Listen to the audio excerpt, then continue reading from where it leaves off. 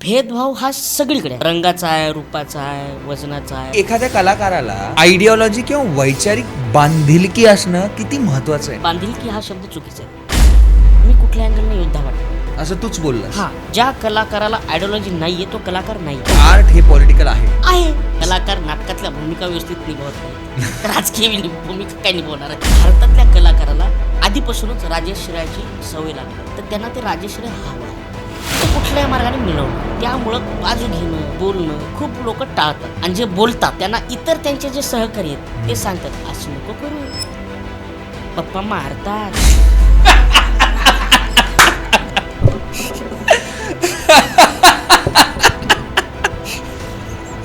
पप्पा खरंच मारतात. पप्पाने अकाउंट बंद केलं माझं.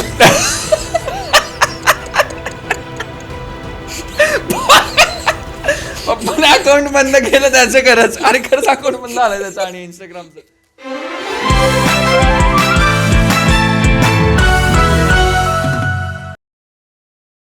अंकुरदा, खूप खूप स्वागत आहे सुपरदेसी टॉक्सवर. थँक्यू.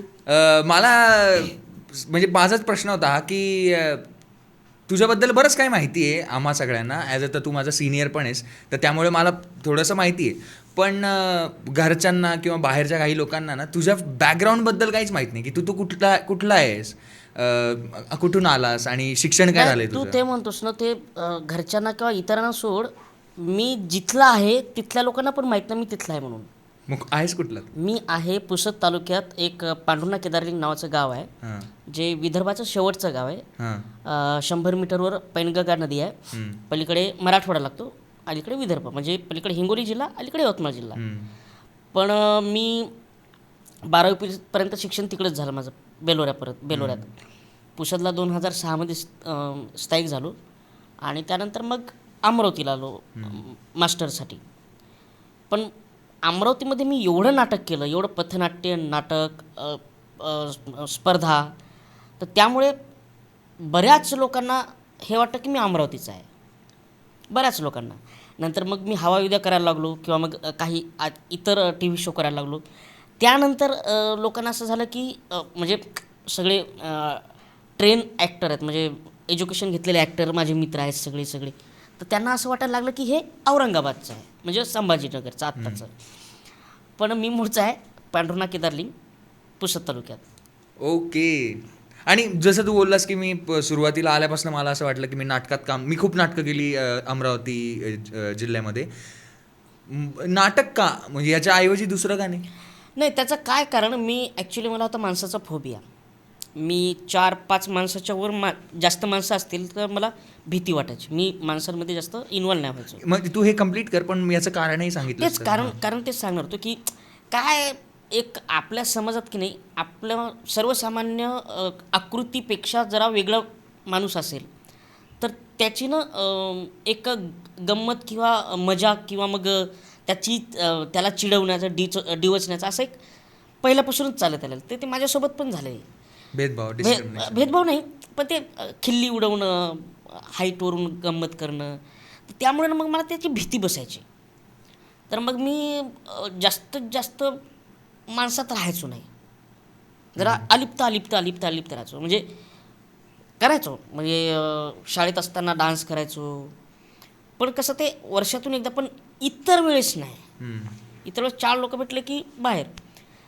का झालं काय, ग्रॅज्युएशन नंतर 12वी नंतर ते जास्त झालं, कारण 10वी नंतर मी हे सगळं बंद केलं. डान्स किंवा जे आपले ॲक्टिव्हिटीज आहेत त्या बंद केल्या, कारण 12वीचं वर्ष आपल्याला सांगतात ना, 12वीचं वर्ष महत्त्वाचं आहे. काय घंटा फरक पडत नाही, तरी पण सांगतात की 12वीचं वर्ष महत्त्वाचं, अभ्यास केला पाहिजेत. तर अभ्यास करूनही काय झालं नाही की त्याच्यामुळं काय झालं, बाकीच्या गोष्टी मी सोडून दिल्यात. मग मला ती भीती जास्त वाढली, कारण काही हेच नव्हतं. नंतर मग ग्रॅज्युएशनला ॲडमिशन घ्यायचं तर कुठे घ्यायचं ते काय माहीत नव्हतं. मग पुसदला ॲडमिशन घेतलं आणि मी कॉलेजला जातच नव्हतो. फक्त ॲडमिशनच्या दिवशी मी कॉलेजला गेलो होतो डॉक्युमेंट्स वगैरे सबमिट करायला. तर तिथे ना भवरे सर म्हणून आहेत, विलास भवरे, प्राध्यापक विलास भवरे. तर त्यांनी मला पाहिलं होतं. ते आमच्या कॉलेजमध्ये सकाळ करणं जे स्पर्धा असतात ना, एकेका स्पर्धा आता होत नाही. तर त्या स्पर्धेत ते नाटकं डिरेक्ट करायचे, लिहायचे, एकांकिका. तर त्यावेळेस एक नाटक होतं पॅकेज नावाचं, शेतकरी आत्महत्येवर आधारित एक नाटक होतं. त्याच्यातनं एक त्या शेतकऱ्याच्या मुलाचं कॅरेक्टर होतं. ते मी शाळेतच येत नव्हतं, कॉलेजमध्येच येत नव्हतो ना, त्याच्यामुळं त्यांनी मला अप्रोच करायचा प्रश्नच नाही. पण त्यांनी माहिती काढली, हा कुठला आहे, कोण आहे, काय. मग बाबाच्या ऑफिसमध्ये त्यांनी फोन केला की तुमच्या मुलाला कॉलेजमध्ये पाठवा, जर असं असं आहे. तर मी गेलो, ग्रुप जॉईन केला. ग्रुप जॉईन केल्यानंतर मग नाटकाचं वातावरण दिसलं. हे काहीतरी अभ्यासापेक्षा वेगळं हां, आहे. अभ्यासापेक्षा वेगळं. आणि विशेष म्हणजे तिथं कोणाची टिंगलटवाळी करत नव्हतं. ते फक्त नाटकामध्येच इन्व्हॉल्व होते की नाही रे तू असं नाही, तू असं करून पहा, नाही तू असं नाही. मग चहा प्यायला गेलो तरी तिथं पण नाटकाचे डायलॉग सगळं. तर मला ते वातावरण आवडायला लागलं. मग म्हटलं अरे याच्यात मजा आहे, म्हणून मी नाटक करत राहिलो कंटिन्युअसली. पण करिअर करायचं की नाही करायचं हे नव्हतं ठरलं माझं. हे माझं नंतर मग मराठी MA झाल्यानंतर, म्हणजे शेवटच्या वर्षाला असताना, जेव्हा आमचे प्राध्यापक मंगेश बनसोड सर आहेत, डॉक्टर मंगेश बनसोड, ते कॉलेजला गेस्ट म्हणून आले होते. तर त्यांनी मला सांगितलं की याच्यात पण मास्टर असते, याच्यात पण शिक्षण असते. तोपर्यंत मला हे पण माहीत नव्हतं की याच्यात शिक्षण असते नाटकामध्ये, नाट्यशास्त्रात का काय, हे पण नव्हतं माहिती. मग मी इकडे मुंबईला आलो. तू आता डिस्क्रिमिनेशनबद्दल बोलला आणि तुला स्टेजवर येण्यासाठी लोकांची बेसिकली तुला भीती वाटत होती, कारण की तो आकृतीपेक्षा वेगळी आकृती जशी दिसली तर लोकांना ते एक्सेप्ट होत नाही. हे बऱ्याच लेवलला आपल्याला वेगवेगळ्या स्तरावर पण दिसतं. पण फिजिकली एखाद्या व्यक्तीच्या बॉडीवरून जज करणं किंवा एक लेबल लावणं फारच म्हणजे इमॅजिन होऊ शकतं की किती वाईट असू शकतं. पण या डिस्क्रिमिनेशनचा, याच भेदभावाचा असा एखादा मुवमेंट आठवतो का तुला, की म्हणजे जर का तू कम्फर्टेबल असशील तर, की मुवमेंट तसं आता काय आहे की हा प्रॉब्लेम मला नाही, ह्यामुळे आला होता आणि तो मला काय, लक्षात राहिला? हा प्रॉब्लेम ना लक्षात राहण्यासाठी ना 1 किंवा 2 झालेत तर लक्षात राहतात. असंख्य झालेले कसे लक्षात ठेवायचे? बरोबर आहे. नाही त्यामुळे ते मी लक्षात पण ठेवलं नाही. आणि खूप झाले असं काय एक ना, अशा असंख्य आहेत. त्यातलं मग नेमकं सांगायचं कुठला, आपण एक आहे ना. पण स्टील मला असं वाटतं की जेव्हा आपण फिल्म किंवा नाटकात तर मोस्टली नाही होत असं, पण फिल्म किंवा काय सिरियल, काय नाही होत तेच मी सांगतोय. नाटकात काय होत नाही. डिस्क्रिमिनेशन, कोण भेदभाव. म्हणे असं? हां. भेदभाव हा सगळीकडे आहे, सगळीकडे. मग तो रंगाचा आहे, रूपाचा आहे, वजनाचा आहे, हाईटचा आहे, सगळीकडे. ओके बरोबर बोलतोस तू. हो सगळीकडे बरोबर. भेदभाव इथे नाही असं आपण जस्टिफाय करूच शकत नाही. भेदभाव सगळीकडे आहे. फक्त काय त्याची तीव्रता कुठे कमी आहे, कुठे जास्त आहे, इंटेन्सिटी कुठे कमी आहे, कुठे जास्त, एवढंच आहे. नाही, पण मला म्हणायचं हे होतं की रेग्युलर माणसांपेक्षा जर का कोणीतरी फिजिकली वेगळं असतं, अशा सिच्युएशनमध्ये त्या व्यक्तीला सिरियसली घेतलं जातं का, की फक्त एक मीम कॅरेक्टर म्हणून बघितलं जातं? मीम कॅरेक्टर सिरियसली कोण घेणार? इंडियन फिल्ममध्ये, इंडियन थिएटरमध्ये किंवा मग भारतीय मानसशास्त्रात किंवा भारतीय लोकांच्या सायकोलॉजीनुसार तुम्ही जर वेगळे असाल तर ते थट्टेचाच विषय आहे. तिथं तुम्हाला सिरियसली घेणारच नाहीत तुम्ही. आता हे बघ, आता मी स्वतःहून सांगायची गोष्ट, मी अंकुर वाढवे म्हटल्यानंतर तुझ्या डोक्यात पहिली इमेज काय येते? काय येते? कॉमेडी ॲक्टर, हवा येऊ द्या, कॉमेडी ॲक्टर म्हणून. मग त्याशिवाय मी नाहीच आहे काही. मला थोडीशी आहे, मी हायर एज्युकेटेड आहे. हो, म्हणजे नाही, माझं एज्युकेशन अजून चालू आहे. थांब, ती इमेज येते माझ्या डोक्यात. ती तुला माहिती आहे म्हणून. हां, ती तुला माहिती कॉलेजमुळे ते येते. पण बाकीचे लोक हे कॉमेडी म्हणूनच बघतात. बरोबर आहे. बरं, सिरियस कॅरेक्टर मी करत नाही. माहितीच मी नाही सिरियस लोकांना. कॅरेक्टर केलेत. अकॅडमीमध्ये असताना तर केलेत, बाहेर पण केलेत. पण बाहेर कमर्शियली सिरियस कॅरेक्टरसाठी मला नाही बोलवणार. कॉमेडी असेल, अरे काय किस्से आहेत. म्हणजे सर, एक पिक्चर आहे, कमाल पिक्चर आहे, 4 मित्र आहेत, 4पैकी तुम्ही एक आहात. ते 3 जण का नाही असे बसलेले असतात, मग तुमची एंट्री होती, मग लय कॉमेडी आहे. असं म्हटल्यानंतर कसं करायचं आपण? तू कशा पद्धतीने घेतो मग या नरेशनला किंवा असे लोक आल्यावर? नाही, नंतर मी नाहीच बोलतो ना त्यांना. मग खूप पैसे सांगतो, खूप पैसे. अशा लोकांना मी खूप पैसे सांगतो. ते जर हो बोलले तर करतो, मग काही असो. मग पैसे ऑफकोर्स, साहजिकच आहे. बरोबर आहे. कारण ते माझ्या प्रोफेशनचा भाग आहे, माझ्या इन्कम सोर्स तोच आहे. हो बरोबर आहे. हा फक्त एवढंच आहे, काम वाईट जरी असलं तरी मी माझ्या पद्धतीने 100% करण्याचा प्रयत्न करतो. बरोबर आहे. पण मग हेच की विचारत होतं की लोक ना डॉर्फिझमला इंडस्ट्रीमध्ये टॅलेंटपेक्षा आपल्या इंडस्ट्री कुठली? आ? इंडस्ट्री कुठली?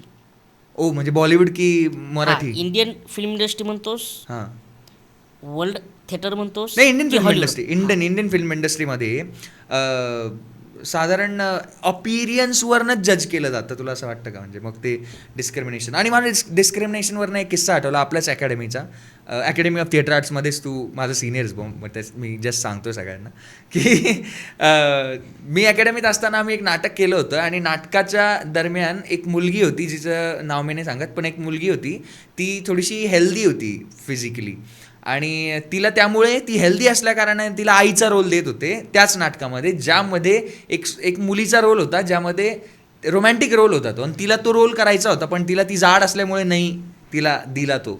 मग तुझ्या ह्या एक्सप्लेनेशनमध्ये, या उदाहरणानं मला अगदीच तेच आठवलं. सुरुवात तीच आहे ना. जर आपण इन्स्टिट्यूटमध्ये शिकतोय, बरोबर, इन्स्टिट्यूटमध्ये का शिकतो आपण?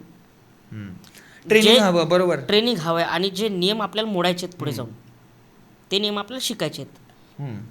पण तेच नियम आपल्या डोक्यावर एवढे ठासून भरले जातात इन्स्टिट्यूटमध्ये पण. हो.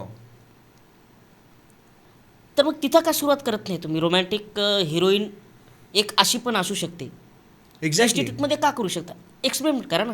आणि तिथं जागा आहे एक्सपेरिमेंट करायची. मग कधी कधी करतात, कधी कधी करत नाहीत. हे इथूनच सुरुवात आहे. जर तुम्ही जिथं शिकताय, जिथं नाटक शिकायला गेले, ॲक्टिंग शिकायला गेले, किंवा तिचं काम काय करायचं बा हे शिकायला गेले, तिथं जर ह्या गोष्टी असतील तर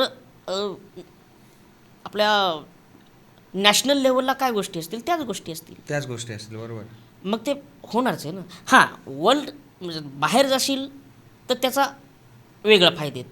कारण काय, मी सांगतो ही गोष्ट की हॉलिवूडमध्ये ह्या गोष्टीचा प्लस पॉईंट करतात.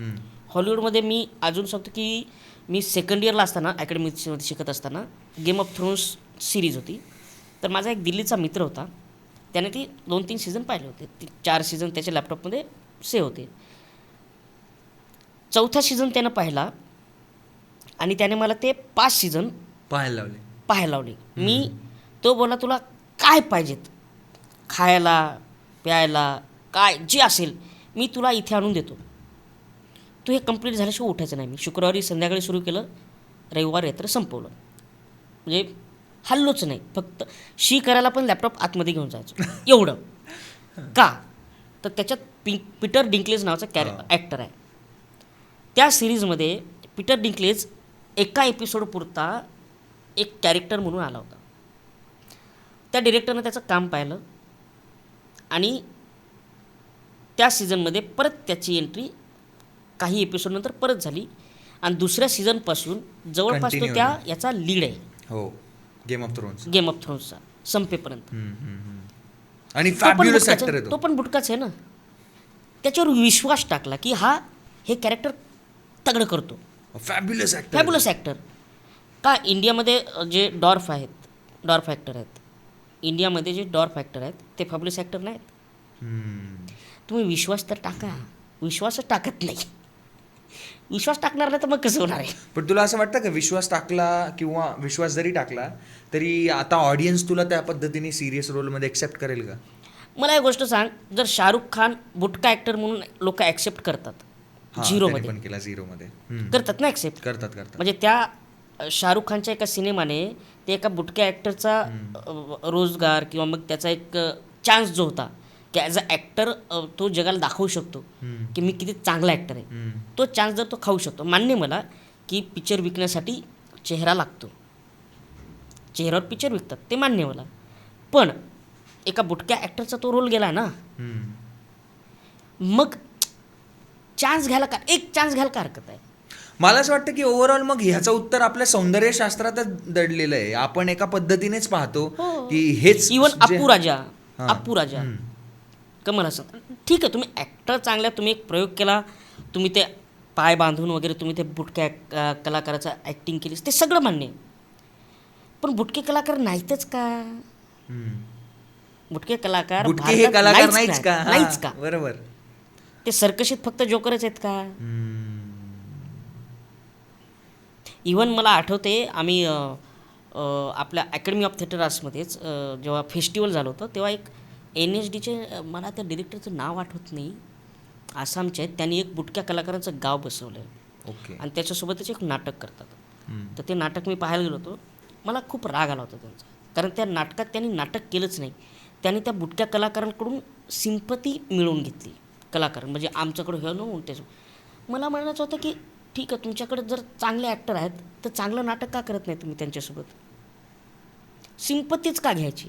किती छान छान बोललास तू. हे सिंपती घ्यायचं कारणच नाही हे. गरजच नाही ना. हा, जर आपण नॉर्मल मी आहोत. बुटका आहे, माझ्याकडे बघा, माझ्याकडे दया करा, कशाला? गरजच नाही ना.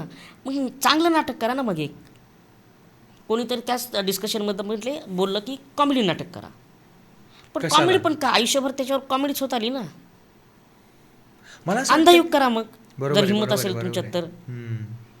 आणि आपण काय मला imagine आठवतं करत? थांब, मला आठवतं विसरेन त्याच्या बोल आधी बोल बोल सांगतो. बोल बोल. मला आठवतं एकदा संजय नार्वेकर सर बोलले होते मला की अंक्या म्हणे तू एज्युकेटेड होऊन आलेला आहेस, पण तू एक गोष्ट चुकलायस म्हणे. म्हटलं सर काय? तू बुटक्याचं थिएटर करायला पाहिजेत म्हणे. म्हटलं म्हणजे?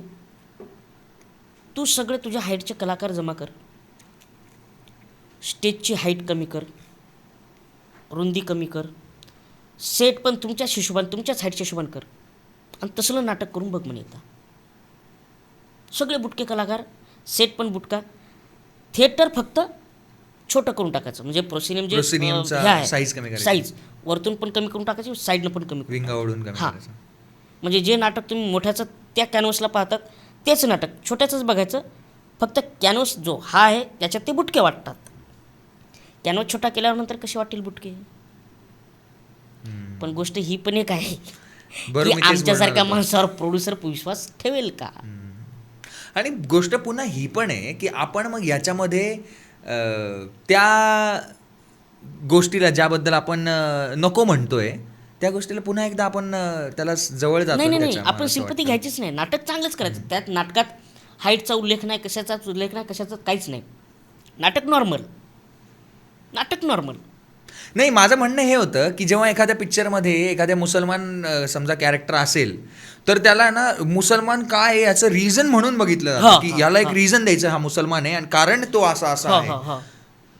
तर असं आपण का नाही होऊ शकत की हे 4 मित्र आहे, त्यातला एक बुटका आहे आणि जस्ट फक्त बुटका आहे, तो हो. नॉर्मल आहे, तो फक्त बुटका आहे. आम्ही आमच्यामध्ये म्हणजे मला आय होप असं मला नाही वाटत की आपल्या मैत्रीमध्ये किंवा कोणामध्ये ह्यामुळे असं काही डिफरन्सेस येतात. नाहीच आहेत. आणि आपण त्याच्याचमुळे मला असं वाटतं की कोणालाही बघताना डिस्क्रिमिनेशन, जसं तू बोलला एकदम बरोबर बोललास तू, की ती सुंदर आहे मुलगी म्हणून, जाड आहे तर ती एका रोमॅन्टिक रोल का नाही करू शकत वगैरे, ते सगळे काही डिस्क्रिमिनेशनचे आपले जे टर्म्स होते त्यामध्ये आपण मोडतच नाही. मग माझं एकदम म्हणणं बरोबर आहे की तुझं म्हणणं बरोबर आहे की आपण डिस्क्रिमिनेशन प्रत्येक याच्यावर तोडलं पाहिजे. आणि मला असं वाटतं की हे डिस्क्रिमिनेशन तुला खूप तू सहन केलेलं आहेस, कारण की तुझ्या बोलण्यातनं ते खूप सिरियसनेस येतो त्या गोष्टीचा की याच्यावर खूप विचार झालेला आहे. सहन पण केलेलं आहे, पाहिलेलं पण आहे ना. पाहिलेलं पण आहे. म्हणजे चल एक बुटका कलाकार म्हणून मी एक ते सहन केलं, ठीक आहे. पण काही जाडे कलाकार माझे मित्र आहेत, मित्रमैत्रिणी जे आहेत, त्यांचं पण बघतो. किंवा बारके कलाकार किंवा काळे किंवा काहीतरी किंवा त्याच्यात काहीतरी वेगळं आहे, म्हणजे नॉर्मल आकृतीपेक्षा काहीतरी वेगळे आहेत, तर त्यांचं पण मी पाहतच आलो आहे ना. ठीक आहे, आपण त्याच्यावर काय बोलू शकत नाही तेव्हा तिथं, कारण ती गरज आहे. पण हे का गरजेचं आहे? काही काही डिरेक्टर बोलतात मला ते आवडत नाही, तुझ्या हाईटवर विनोद करायचं वगैरे मला आवडत नाही. ठीक आहे, मग नॉर्मल करा विनोद माझ्यासोबत. का हा नॉर्मल नॉर्मल का नाही करा होऊ ना, शकत? करा नॉर्मल. नाही मग ते त्याच्यात कसं ते होणार नाही. मग तुम्हाला हे बोलता येते की तुझ्या हाईटवर आम्हाला विनोद करायला आवडत नाही, मग नॉर्मल करायला घ्या ना मला मग त्याच्यात.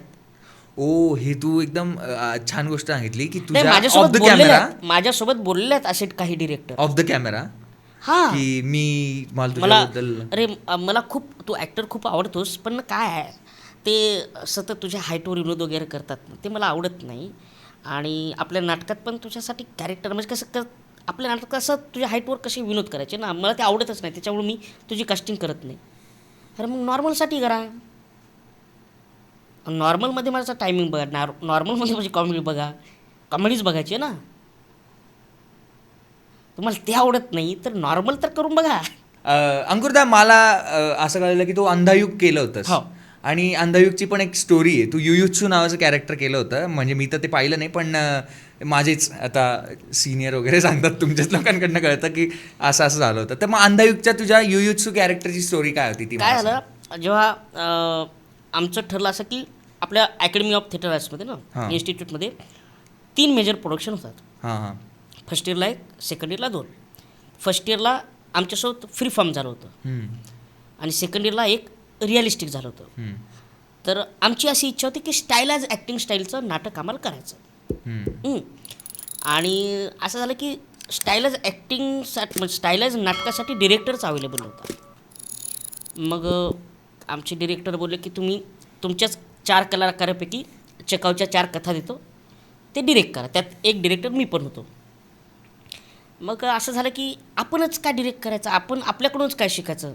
स्टाईलाइज ॲक्टिंग स्टाईल बाहेर करायला नाही मिळणार ना आपल्याला, तर ही आता करावी लागेल. आम्ही सरांना बोललो की नाही, आम्हाला स्टाईलाइज ॲक्टिंग स्टाईलच करायचे. मग मिलिंद इनामदार सर आपल्या अकॅडमीमध्ये शिकत होते, त्यांचं ना त्याच वर्षी म्हणजे त्याच्या आदल्या वर्षी आमच्या म्हणजे आमचे जे सिनियर होते त्यांच्यासोबत हमीदाबाईची कोठी नावाचं नाटक झालं होतं. तर आपल्याकडे असा नियम आहे की जे शिक्षक आहेत त्यांनी वर्षभरात एकच नाटक डिरेक्ट करायचं. बरोबर. हो. मग बाहेरचं आणू, मग बाहेरचं कुणीच तयार नाही. मग परत आम्ही मिलिंद सरांकडे गेलो. सरांना म्हटलं, सर तुम्ही करा नाटक. ठीक आहे म्हणे, मी करतो नाटक, आपण अंधयुग नाटक करू, पण त्याच्यात माझी अट अशी आहे, त्या नाटकात युत्सूचं कॅरेक्टर अंकुर करेल. मग सुरुवातीला हां हां हां हां असं झालं. मग ते नाटक वाचलं, कारण मला माहीतच नव्हतं ना अंधयुग आहे काय नाटक. नाटक वाचल्यानंतर असं झालं की मी बोललो, सर मी हे कॅरेक्टर नाही करू शकत, कारण ते महाभारतातल्या सगळ्या आपल्या महाभारतातल्या सगळ्या योद्ध्याचं नाटक, पांडव कौरव यांचं नाटक आहे. मी कुठल्या अँगलने योद्धा वाटतो असं तूच बोलला? हां, मी नाहीच म्हटलं. आपल्या लिमिटेशन्स माहीत आहेत ना. तर कास्टिंग करताना काय आहे की आपल्याला आपल्या लिमिटेशन्स माहीत असल्या पाहिजेत. आपण त्या क्रायटेरियामध्ये नाही बसत. तर सर म्हटलं मी नाही करत, मी तुम्हाला असिस्ट करतो. सर बोले नाही, ते कॅरेक्टर तूच करशील तरच मी नाटक डिरेक्ट करतो, नाहीतर मी नाटक करत नाही. मग आमचे सगळे 24 लोक 25 पैकी सगळे मला कन्व्हिन्स करायला लागले की तू कर ना, हो बोल हो बोल हो बोल. अरे पण म्हटलं मी नाहीच त्या कॅरेक्टरला जातच नाही ना, तर मी हो कसा बोलू. मग शेवटी असं झालं की अरे नाही झालं तर मग हे नाटक नाही होणार, स्टाईलच ॲक्टिंग स्टाईल आपल्याला नाही मिळणार, मग ते आपण करू. म्हटलं ठीक आहे, मग करतो. म्हटलं सर मी करतो. डबल कास्ट आपल्याकडे होतं, म्हणजे 2 कास्ट होतात ना. सर बोलले की युसूचं हे जे कॅरेक्टर आहे हे डबल कास्ट नाही होणार, हे एक सिंगलच राहील. म्हटलं नाही सर, याचं पण डबल कास्ट झालं पाहिजेत म्हणून. कारण एक काय, एवढं सिरियस कॅरेक्टर मी आयुष्यात कधी केलंच नव्हतं. पथनाट्य, राज्यनाट्य, कामगार कल्याण स्पर्धा याच्यात आहेच ना, आपलं आयुष्यच कॉमेडी आहे, तर कॉमेडीच करत राहिलो ना, सिरियस कधी केलंच नाही. आणि सिरियस म्हणजे युसू माहिती आहे तुला कोण आहे? हो, कॅरेक्टर म्हणून लोकांना पण सांगतो मी की युसू हा कौरवातला एक भाऊ आहे, जो पांडवाकडून युद्ध खेळला आणि युद्ध जिंकल्यानंतर पांडवाने त्याला हाकलून लावलं आणि तो परत कौरव नगरीत आला. तर कौरव नगरीतही त्याला कोणी ॲक्सेप्ट केलं नाही का, तर त्याने त्याच्याच भावाचे खून केलेत, मर्डर केलेत. शेवटी त्यानं आत्महत्या केली. ही एवढं सिरियस कॅरेक्टर मी कसं करणार मला सांग, शक्यच नाही ना. मग तरी नाही हो करताना ते कॅरेक्टर केलं आणि प्रॅक्टिस झाली, भरपूर झाली. आणि मी ना पहिल्या प्रयोगाला एंटर झालो आणि 2-3 लाफ्टर आलेत. एंट्रीलाच लाफ्टर आले 2-3. पथनाट्याची सेवा असल्यामुळे काय झालं, मी मागे फिरलो, मला वाटलं धोतर वगैरे निघालं की काय. ते पहिले फिरून मागे वळून ते सगळं पहिले चेक केलं, काय निघालं का काय. मग मी आपला डायलॉग बोलणं सुरू झाले. मग थोड्या वेळानंतर मलाच स्वतःला हसू आला.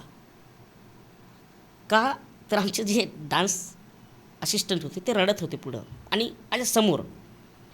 पथनाट्याची सवय असल्यामुळे कसं डोळे घालून बघायची सवय मला प्रेक्षकांच्या. तर ते बघितलं आणि मलाच हसू आला. म्हटलं एवढं काय रडण्यासारखं आहे. नंतर मग ते झालं कंप्लीट आणि नाटक संपल्यानंतर आपल्या सुपर सिनियरपैकी काही सिनियर आलेत आणि त्यांनी मला माफी मागितली की सॉरी म्हणे, हसणारे आम्हीच होतो, आम्हाला वाटलं काहीतरी प्रयोग म्हणून एक येशूचं कॅरेक्टर काहीतरी कॉमेडी केलं असेल. किती भारी गोष्ट आहे ही. म्हणजे मला असं वाटतं की हे परत त्याच मुद्द्याकडे जातं आपलं की कशा प्रकारे आपण एकंदर सौंदर्यशास्त्र आपलं काय असलं पाहिजे, कशा प्रकारे आपण पाहिलं पाहिजे.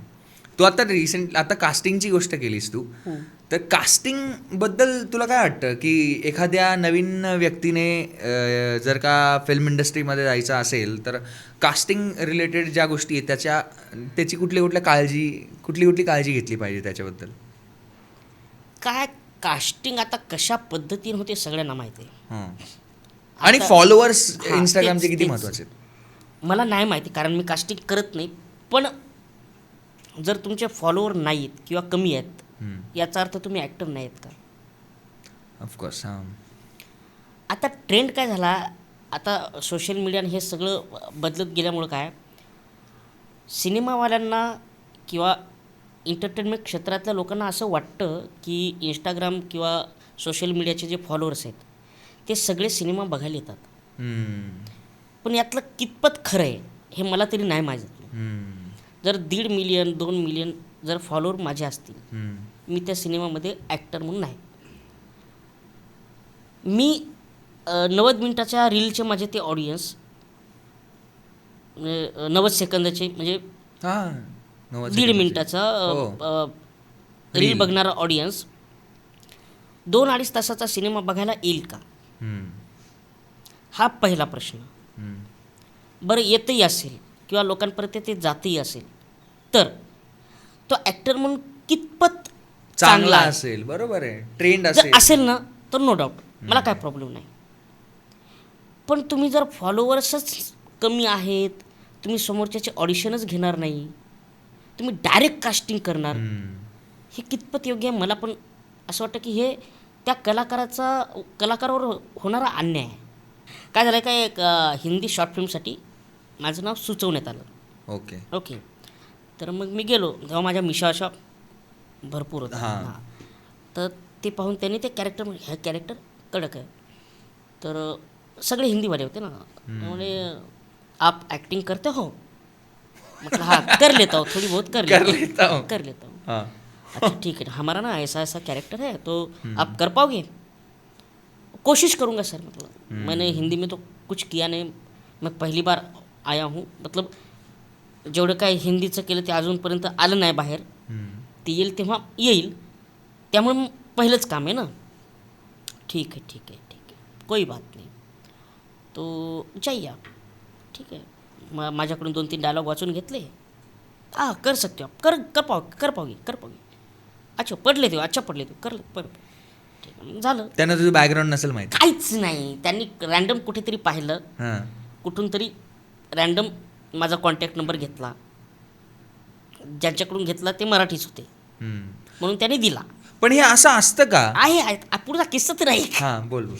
मग काही दिवस झाले आपलं अपना इसी मंथ में शूट है.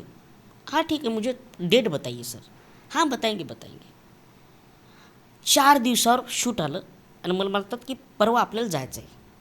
मी होतो गावाकडे. सर म्हटलं मैं परसों कैसे आ सकता हूँ? नहीं क्या हुआ ना, कल मेन लीड एक्टर का कास्टिंग हुआ है.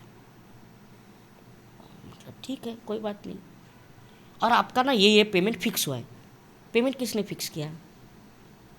हम लोगों ने. क्यों? पेमेंट तो मैं बताऊंगा ना. आप पूछोगे मैं बताऊंगा. आपने फिक्स कर सकते ना मेरा पेमेंट. कुठल्याच कलाकाराचं पेमेंट तुम्ही नाही फिक्स करू शकत. तुम्ही फक्त सांगू शकता की आमचं बजेट एवढं आहे, मग करायचं नाही करायचं हा माझा प्रश्न. म्हटलं ठीक आहे, काय फरक नाही. त्यांचा नंतरचा प्रश्न ते म्हणाले की आम्ही तुम्हाला 10 मिनिटात कॉल बॅक करतो. मग त्यांनी माझा इंस्टाग्राम चेक केला. हां आता माझा लफडा असा आहे की मागे एक फिल्मवर मी रिव्ह्यू लिहिला होता. हां त्या रिव्ह्यूमुळे माझं इंस्टाग्राम डिलीट झालेलं आहे. ओके. तर मी माझं एक फॅन पेज होतं. त्याचे 100-150 फॉलोअर्स होते. हां के नाही, 100-150 फक्त. ओके. के कशाला? नवीन अकाउंट करायचं ते झिरोपासून करावं लागेल झिरोपासून ना. करायला लागतं. बरोबर बरोबर. जे अकाउंट आहे त्याचा थोडा तरी रीच असतो. हां तर त्या फॅनला मी कॉन्टॅक्ट करून हे केलं की ते अकाउंट मला दे चालवलं. कारण ते अकाउंट सुरूच होत नव्हतं, डिलीटच झालं होतं ते माझं अकाउंट. ओके. मग ते अकाउंट माझ्या नावावर केलं मी, ते रिसायनिंग वगैरे सगळं केलं. आणि मग हे माझं अकाउंट नवीन, याचे फॉलोअर्स फक्त 2-3 हजार असतील, कारण आत्ता रिसेंटली सुरू केलं, 1-1.5 वर्ष झालं. तर त्यांनी माझं सोशल मीडिया पाहिलं, इंस्टाग्राम अकाउंट, हां 3-4 हजार फॉलोअर्स. ठीक है. मग त्याने सर वो क्या हुआ ना कि हम आपकी जगह दूसरा एक्टर ढूंढ लेते. मतलब क्यों, क्या हुआ? मैं पेमेंट की बात किया इसलिए क्या? तो नहीं, वो क्या है ना, आपके सोशल मीडिया फॉलोअर्स भी कम है, ऐसा है वैसा है. मग मी त्याला म्हटलं एक काम कीजिए, आपको पता नहीं मैं कौन हूँ, गूगल पे मेरा नाम सर्च कीजिए. हां नाम सर्च कीजिए और बाद में मुझे कॉल करना. मग थोड्या वेळानं त्यांनी परत कॉल केला वगैरे, गुगलवर सर्च करून वगैरे काय काय केला असेल त्यांनी. परत कॉल केला. सॉरी सर हमें पता नहीं था आपका नाम इतना बड़ा है, लेकिन क्या है की आपका बजेट हम अफोर्ड ही नहीं कर पाएंगे. मग त्यांनी ठरवलं, त्यांना कळलं हा बजेट जास्त घेणार. पण मेन मुद्दा तोच आहे, बजेट जरी जास्त घेणार पण फॉलोअर्स कमी आहेत ना. ओके. हे आत्ता ते ट्रेंड होतं, कारण त्यांना पिक्चर विकायला किंवा ॲडव्हर्टाइजमेंट करायला त्यांच्यासाठी बरं आहे ना, फिल्म मेकर्सला किंवा प्रोड्युसरला. तुझे जर 1 मिलियन किंवा 2 मिलियन असतील, तू एक पोस्ट तुझ्या याच्यावर टाकली इंस्टाग्रामवर, प्रमोशन होतं. तू बाकी घाण ॲक्टर असेल त्याच्याशी त्यांना काय घेणं नाही. तू कॅरेक्टर फक्त एक सीन करत असेल पण त्याचा अख्खा सिनेमा प्रमोट होतो ना. बरोबर आहे. हो, पण मग हे असंच चालणार आता? किती दिवस चालेल हे नाही माहिती, पण काही दिवस तर हे 100% चालेल. 100%. त्याच्यामुळे काय होईल की जेन्युइन जे ॲक्टर आहेत त्यांचं नुकसान होणार, हे 100% आहे. पण हे नुकसान टाळायचं असेल तर तुला असं काय वाटतं की काय करायला पाहिजे ॲक्टरने? टाळायला आपण काहीच करू शकत नाही ना. सिस्टीम कोणाच्या हातात आहे? सिस्टीम ज्याच्या हातात आहे ते टाळतील. आपण कसं टाळणार मला सांग. मग त्याच्यामुळं आपण मग ह्या फालतू रील करणार का, तर आपल्याला फॉलोअर वाढवायचे. फालतू रील करून फॉलोअर वाढवणार, मग ऑडिशन देणार. बरोबर. त्याच्यामुळं याला काय सध्या तरी पर्याय मला नाही वाटत. फक्त पर्याय एकच आहे याला, तुम्ही नाटक करत राहा. कारण नाटक करताना हा ॲक्टरचे फॉलोअर किती आहेत हे लोक बघत नाहीत. याचं काम काय चालू आहे, काम कसं करतो हे बघून ठरवतात की ॲक्टर चांगला की वाईट. मग तुम्ही व्यावसायिक करा, प्रायोगिक करा की स्पर्धात्मक करा. मला हाच प्रश्न होता की आता AIचा जमाना आलेला आहे. छोट्या मोठ्या ॲडसाठी जे ॲक्टर लागत होते याच्या आधी, ते सगळे आता AIमुळे ओके होऊन जातं. म्हणजे लगेच ॲक्टर मिळून जातात, म्हणजे डिजिटली क्रिएटेड ॲक्टर्स मिळून जातात त्यांना. तर आता तर मला वाटतं की छोट्या मोठ्या ॲडसाठीचं काम निघूनच गेलेलं आहे ॲक्टर्सचं, ते तर झालेलंच आहे. परंतु आता ह्या AIच्या जमान्यामध्ये जिथे सगळं काही मशिनी झालेलं आहे, तुला असं वाटतं थिएटरला चांगले दिवस येतील? थिएटरलाच चांगले दिवस येतील. जे लाईव्ह आर्ट आहेत कुठलेही थिएटरपेक्षा जे लाईव्ह आर्ट आहेत त्यालाच चांगले दिवस येतील. त्याचं कारण असं आहे, हे बघ, जे क्रिएट केलेल्या गोष्टी असतात, रेकॉर्डेड किंवा त्या गोष्टीला ना लोक कंटाळतात. हे जरी आत्ता आले ना, AI मला वाटतं आता एक वर्ष झालं असेल ना आले ते. हो, 1 वर्ष. हे जास्तीत जास्त 5 ते 10 वर्ष. कारण काय, प्रत्येक क्रिएट केलेल्या सगळ्या गोष्टीला एक्सपायरी असते. लाईव्ह गोष्टीला एक्सपायरी नसते. बरोबर. नाटकाला चांगले दिवस येणार. त्याचं कारण हे आहे की जोपर्यंत तुम्ही हे बघ आपल्या भारतीय संस्कृतीत सांगतो, बाकीचं नाही माहिती, आपण तिकडं बाहेर कधी राहिलोच नाही जास्त, त्याच्यामुळे त्याच्यावर आपण सांगत नाही. पण भारतात कसं आहे की जोपर्यंत मी तुझ्यासोबत बोलत नाही तोपर्यंत मला तू कळणार नाहीस. बरोबर. व्हिडिओ कॉलवर किती वेळ बोलणार आहेस माझ्यासोबत? अर्धा तास, 1 तास, 1 max. तास. जर सोबत आलास तर 8 तास, 10 तास. किती वेळ बोलू शकतो ना आपण. हो. त्याचं कारण कधी कधी आपण एकमेकाला इग्नोर पण करू, शांत बसू. शांत बसू, पण तो 8 तास 10 तास जे काय असते, कारण आपल्याला ती कन्व्हर्सेशनची सवय आहे. त्याच्यामुळे हे जे AI वगैरे आहे ना, काही दिवसानंतर ते थांबेल. पण नाटकाला सगळ्यात पहिले नाटकाला चांगले दिवस येतील. त्याचं कारण असं की आत्तापर्यंत जेवढं म्हणजे बदल झालेले आहेत, जेवढ्या क्रांत्या झालेल्या आहेत, त्या सगळ्या आर्टपासून झालेल्या आहेत. पेंटिंग असो, बरोबर, म्युझिक बरोबर, असो, बरोबर. थिएटर असो, सगळ्या क्रांत्या. बरोबर. त्याच्यामुळं सगळ्यात पहिले याच्यात थिएटरलाच चांगले दिवस येणार, मग बाकी परत रिव्हॉल्युशन होणार.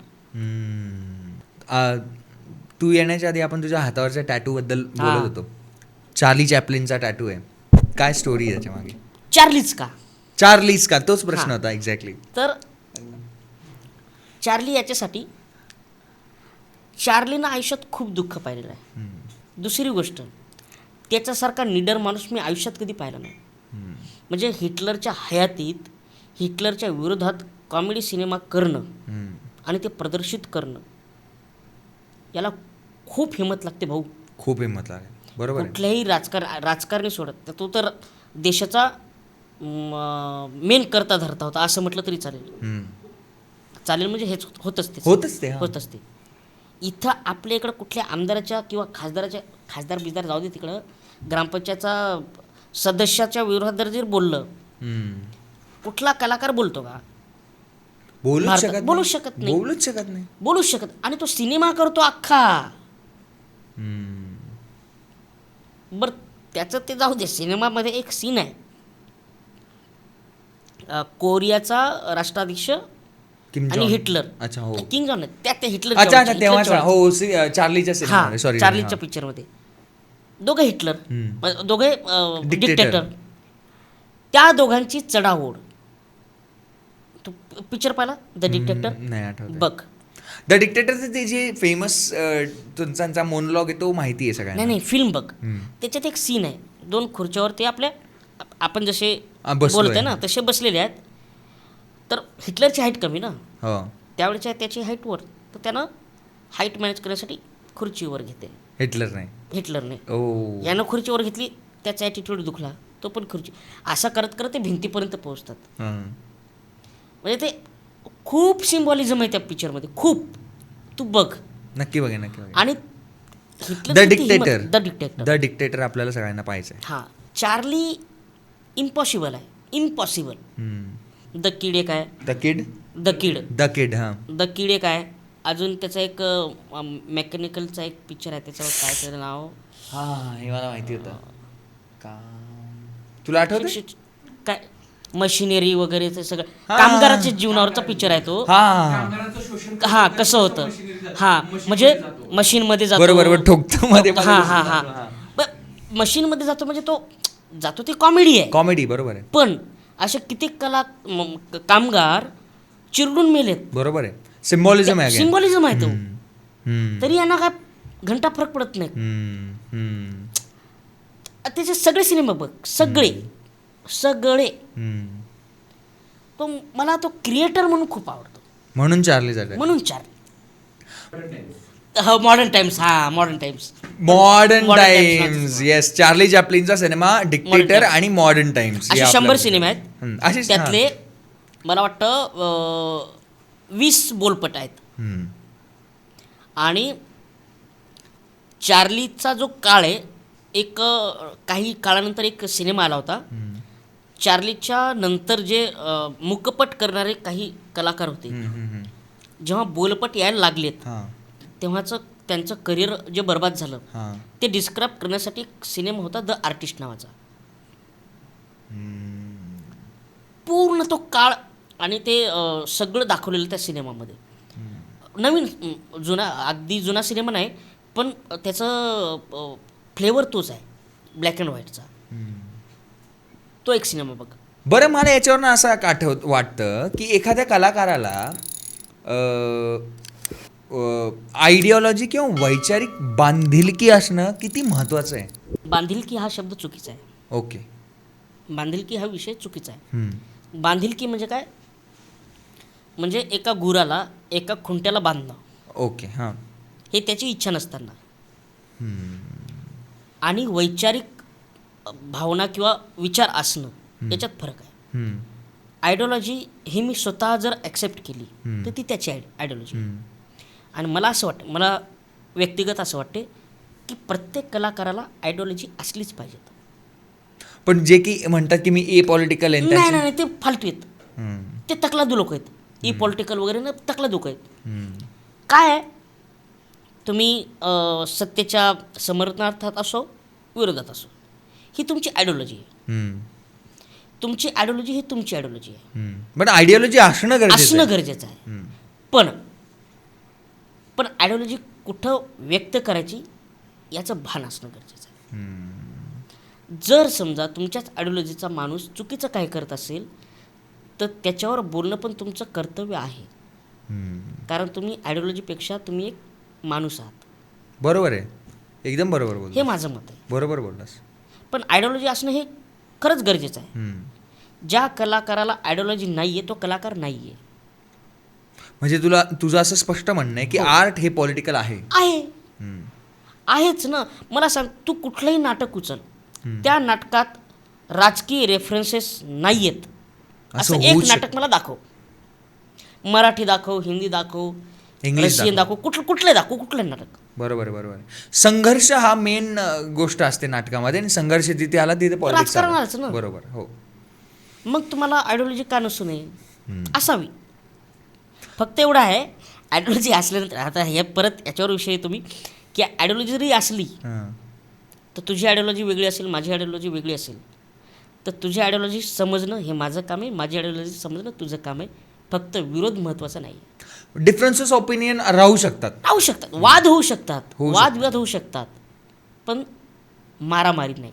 हां, जिथे हिंसा इन्व्हॉल्व्ह होते तर बरोबर आहे, वाद व्हायलाच पाहिजे. आणि मला असं व्हायलाच पाहिजेत ना. विरोधी पक्ष कशाला असतो म्हणजे वाद, अरे भांडण लागल्याशिवाय संसार होत नाही. बरोबर आहे. मला याच्यातनं हे पण आठवतं की आपण कशा पद्धतीने एखाद्या कलाकाराला परसिव्ह करतो, किंवा कलाकारांनी स्वतःची भूमिका घ्यायला हवी की नाही घ्यायला हवी, कुठल्याही पॉलिटिकल वातावरणामध्ये कलाकारांनी भूमिका घ्यायला हवी की नाही, याबद्दल पण मला असं वाटतं. तर कलाकारांच्या भूमिकेबद्दल किंवा पॉलिटिकल वातावरणात, बदलत्या पॉलिटिकल वातावरणात कलाकारांनी घेण्याची भूमिका. कलाकार नाटकातल्या भूमिका व्यवस्थित निभावत नाहीत, राजकीय भूमिका काय निभावणार आहेत. हां. आणि दुसरी गोष्ट आहे, निभावलं तर राजकारणी त्यांना स्वस्त थोडी बसू देणार आहेत. मला असं वाटतं की जर का आपण व्यवस्थित कलाकाराला त्याचं काम करू दिलं, आणि जर का आपल्याकडे आहे अभिव्यक्ती स्वातंत्र्य, प्रॉब्लेम होतोय सध्या. अजून एक गोष्ट सांगतो, भारतातल्या कलाकाराला आधीपासूनच राजश्रयाची सवय लागलेली आहे, तर त्यांना ते राजश्रय हवं आहे. मग ते कुठल्याही मार्गाने मिळवणार. त्यामुळं बाजू घेणं, बोलणं खूप लोक टाळतात. आणि जे बोलतात त्यांना इतर त्यांचे जे सहकारी आहेत ते सांगतात, असं नको करू, पप्पा मारतात.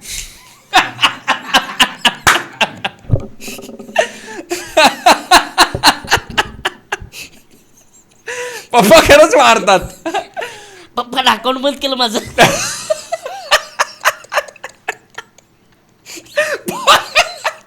पप्पाने अकाउंट बंद केलं त्याचं खरंच, आणि खरंच अकाउंट बंद झालं त्याचं आणि इंस्टाग्रामचं. म्हणजे जेव्हा आपण थोडंसं पॉलिटिकल रेफरन्सेस आणि भूमिकांबद्दल बोलत होतो, पण तुझा जो PhDचा टॉपिक आहे तो पण फार इंटरेस्टिंग आहे. तो काय आहे तो सांगा मला. माझा PhDचा टॉपिक आहे अण्णाभाऊ साठेच्या लोकनाट्यातील राजकीय विचार, सामाजिक भान आणि पात्रविचार. पुन्हा एकदा, जेव्हा आपण आता आपल्या बॅक टू पहिल्या प्रश्नावर मला असं वाटतं की यावं असं वाटतं की ऑनेस्टली मला असं म्हणायचं आहे, जेव्हा आपण ह्या सगळ्या डिस्क्रिमिनेशनच्या चौकटी मोडून एखाद्या व्यक्ती म्हणून पाहतो, तेव्हा आपल्याला ह्या गोष्टी एक्सेप्ट करणं कदाचित थोडंसं अवघड होऊ शकतं, पण ह्या गोष्टी अशा आहेत. म्हणजे एखादा सिम्पल व्यक्ती, आणि मला असं जेन्युअनली मला असं वाटतं की किती सिरियस, आणि याच्यातनं तुझी सेन्सिटिव्हिटी कळते की किती सिरियस सेन्सिटिव्ह लोकांना हेच माहीत नाही 2 वर्षापासून मी काय करतो ते. लोक म्हणतात 2 वर्षापासून तुम्ही दिसतच नाही. अरे नाही दिसत, हे माझं चॉईस आहे, कारण मी PhD करतो. हो, किती सिरियस गोष्ट आहे की तू तुझं करिअर इतकं व्यवस्थित चालू असताना आणि तू मध्येच डिसाईड करतोस की मला PhD करायची, आणि तेही अण्णाभाऊ नाही. साठे. त्याचं कारण आहे काय, त्यांचं साहित्य. मला ना मी अकॅडमीत असल्यापासून अकॅडमीच्या आधी मी फार निवडक नाटकं वाचले, का सिलेबसमध्ये असलेले नाटकं जास्त वाचले. म्हणजे मराठी MA करत होतो ना, तर ते सिलेबसमध्ये होते ते नाटकं वाचले. जेव्हा अकॅडमीमध्ये आलो तेव्हा मग मला नाटकं खूप वाचले. मी अण्णाभाऊंची नाटकं वाचली, सगळ्यांची नाटकं वाचली, बर्टोल्ट ब्रेख्टची नाटकं वाचली. तेव्हा मला एक प्रश्न पडला होता की अण्णाभाऊ साठेंची नाटकं मी 2014ला वाचली, 13-14ला. त्यांनी लिहिली कधी असतील, जेव्हा असतील त्यांच्या काळात, तेव्हा कुठलं गव्हर्नमेंट असेल ते त्यांच्या काळात. पण त्यांनी नाटकं लिहिलेली आहेत, त्यांच्या नाटकातली रेफरन्स हयातीत असलेल्या राजकारणात किंवा सरकारच्या बद्दल लागतात. म्हणजे हा केवढ्या दूरदृष्टीचा लेखक आहे, आणि तेही राजकीय. बरं, राजकीय असू दे, फक्त राजकीयच आहे का, तर त्याच्यात एंटरटेनमेंट पण आहे. बरं, ह्याच पठडीतला ह्या स्टाईलचा लेखक बर्टोल्ट ब्रेख्ट, सगळ्या जगानं त्याचा उल्लेख केला आहे नाटककार म्हणून. माझ्या डोक्यात एकच प्रश्न आला की अण्णाभाऊ साठेंना साहित्यिक म्हणून, कथाकार म्हणून, कवी म्हणून, शाहीर म्हणून सगळ्या जगानं ॲक्सेप्ट केलं, नाटककार म्हणून महाराष्ट्रानं पण ॲक्सेप्ट नाही केलं. वाह, का? किती खरी गोष्ट आहे, किती खरी गोष्ट आहे ही, किती खरी गोष्ट आहे. त्यांची नाटकं आजही आत्ता केली मी जसे लिहिली आहेत, एक न एक शब्द न गाता जरी केलं तरी आत्ताचं सरकार त्याच्यावर बॅन आणू शकतो. कुठलंही, म्हणजे एकही शब्द बदलणार नाही मी त्यातला, जसं आहे तसं, काहीच नाही, तरी बॅन येऊ शकतो. एवढा राजकीय विचार त्यांच्या डोक्यात, एवढं म्हणजे समज किती मोठी आहे. मला 10 वर्षाआधी आलेलं एक व्यावसायिक नाटक, ज्याने हाऊसफुलचे 100 प्रयोग केलेत, ते नाटक मला आज करून दाखव. 10 वर्षाआधी आलेले एक नाटक, ते मला आज करून दाखव. किती लोक ते ॲक्सेप्ट करतील नाटक?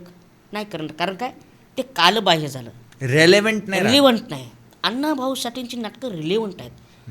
माझा मुद्दा आहे की बर्टोल्ट ब्रेख्टला अख्ख्या जगाने नाटककार म्हणून, त्या स्टाईलचं नाटक, बरं, विचार तोच, लिखाणाची पद्धत तीच, परफॉर्मिंग स्टाईल तीच, तरीही बर्टोल्ट ब्रेख्ट अख्ख्या जगाने उचलला, अण्णाभाऊ साठे महाराष्ट्राने का नाही उचलला? महाराष्ट्राने पण नाही उचलला, जगाची सोडून दे, नाशिकने नाही उचलला, साताऱ्याने नाही उचलला, जिथले आहे तिथली. एवढं सोड, मला आठवतच नाही लास्ट मी अण्णाभाऊ साठेंचं नाटक कधी वाचलं किंवा पाहिलं. पण मी तुला पाठवेन, वाचून घे. मी माझ्याजवळ आहेत, आता PhDच करतो, माझ्याजवळ खूप डाटा आहे, मी पाठवेन तुला, वाच. पण किती शोकांतिक आहे खरंच. तेच तर आहे ना, अण्णाभाऊ साठेऐवजी अण्णाभाऊ वेगळे असते, साठेऐवजी, तर कदाचित ते महाराष्ट्रात किंवा भारतात खूप मोठे नाटककार म्हणून असते. बर्टोल्ट ब्रेख्ट ते कम्युनिझम मारणारे, अण्णाभाऊ साठे पण कम्युनिझम मारणारे, दोघांची लिखाणशैली एकच, तरीही बरं, महाराष्ट्रानेच का, महाराष्ट्राची निर्मिती किंवा महाराष्ट्र दिन कधी साजरा होतो? 1 मे. म्हणजे कोणता दिवस? संयुक्त महाराष्ट्र, जागतिक कामगार दिन. कामगार कोण होते? कामगार दिन का झाला? कम्युनिझममुळे झाला. महाराष्ट्राची संयुक्त महाराष्ट्र चळवळ सगळ्यात जास्त स्ट्रॉंगपणे कोण उभारली? जे महाराष्ट्रातले गिरणी कामगार होते, कम्युनिस्ट नेते होते, डांगे, श्रीपाद डांगे यांसारखे लोक होते. ह्या लोकांनी तरीही महाराष्ट्रात अण्णाभाऊ साठे नाही का? हा प्रश्न मला खूप पडलेला आहे. बरं, मी एका युनिव्हर्सिटीत मग माझं प्रपोजल द्यायला गेलो होतो. हां. तर माझ्यात ते आधी माझा विषय वेगळा होता. अच्छा. आधी माझा असा विषय होता, अण्णाभाऊ साठे आणि बर्टॉल्ट ब्रेख्त हां. यांच्या निवडक नाटकाचा तौलनिक अभ्यास. हां. त्याच्यात ब्रेख्तीन ॲक्टिंग स्टाईल इन्व्हॉल्व होती. हम्म. तर त्याच्यात एक प्रकरण होतं हम्म. की डाव्या विचारसरणीचा प्रभाव दोघांवरही. हम्म. जिथं मी प्रपोजल द्यायला गेलो होतो ना, ते म्हणले की अण्णाभाऊ साठे डाव्या विचारसरणीचे नव्हतेच, ओ ते आंबेडकरवादी होते. ओ म्हटलं, आंबेडकरवादी असतील नो डाऊट, हां. ते आंबेडकरांना खूप मानायचे, हां. पण सगळ्यात जास्त त्यांनी तर डाव्या विचारसरणीचंच काम केलेलं आहे. हम्म. लाल बालटा पथकमध्ये त्यांनीच काम केलेलं आहे. हम्म. अजून काय त्या नाट्य ही इप्टा त्यांनी सुरू केला आहे. इप्टाचे हां, पहिले अध्यक्ष इप्टाचे ते, पहिले अध्यक्ष अण्णाभाऊ साठे होते. राष्ट्रीय अध्यक्ष, म्हणजे पहिले पण झाले होते, अध्यक्ष होते पहिले. काय माहीत नाही पहिले असतील नसतील माहीत नाही, पण अध्यक्ष होते. हम्म. लाल बावटा पथक हम्म. हे काय लाल बावटा, मला आठवत नाही आंबेडकरवाद्यांचा झेंडा लाल कधी होता. ते हम्म. असता तर उत्तम असतं. ॲक्च्युली तो पण एक मला असं वाटतं की तो वेगळाच विषय होऊन जाईल. तो वेगळा विषय हां, हां. त्याचा विषय नाही. पण मला मुळात हेच म्हणत नाही की तुम्ही तुमचा विचार डायरेक्ट दुसऱ्यावर कशा थपवता. बरोबर बोलतोय.